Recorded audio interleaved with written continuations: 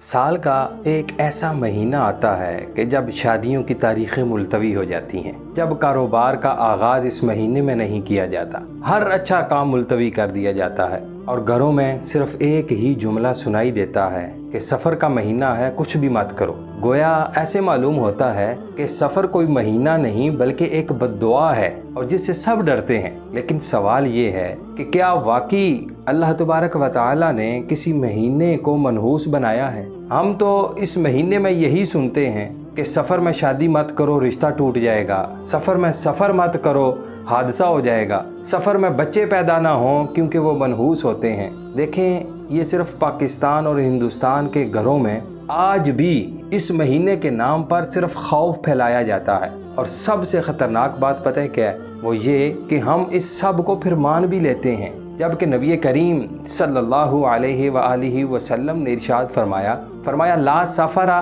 کہ ماہ سفر میں کوئی نحوست نہیں، یعنی یہ سب وہم ہے، اس کا حقیقت سے کچھ لینا دینا نہیں۔ قرآن تو کہتا ہے ما اصابک من حسنۃ فمن اللہ وما اصابک من سیئۃ فمن نفسک، فرمایا جو بھلائی تمہیں ملے وہ اللہ کی طرف سے ہے، اور جو تکلیف تمہیں آئے وہ تمہارے اعمال کا نتیجہ ہے۔ تو پھر ماہ سفر سے متعلق یہ جو ہمارے خیالات ہیں، یہ قرآن و سنت کا حصہ نہیں بلکہ یہ ہمارے ثقافتی خوف کا حصہ ہے۔ سچ تو پوچھیں، دراصل ہم اپنی ناکامیوں کو مہینوں پر ڈال دیتے ہیں، اپنے کمزور فیصلے کو قسمت کا نام دے دیتے ہیں، اور یہ بھول جاتے ہیں کہ اللہ تبارک و تعالیٰ کا فرمان ہے ان مع العسر یسرا، فرمایا بے شک ہر مشکل کے ساتھ آسانی ہے۔ لہٰذا ماہ سفر نہ برا ہے نہ منحوس، لہٰذا یہ بھی اللہ کے سال کا مہینہ ہے، جیسے ماہ رمضان المبارک ہے، جیسے ماہ نبی النور شریف ہے۔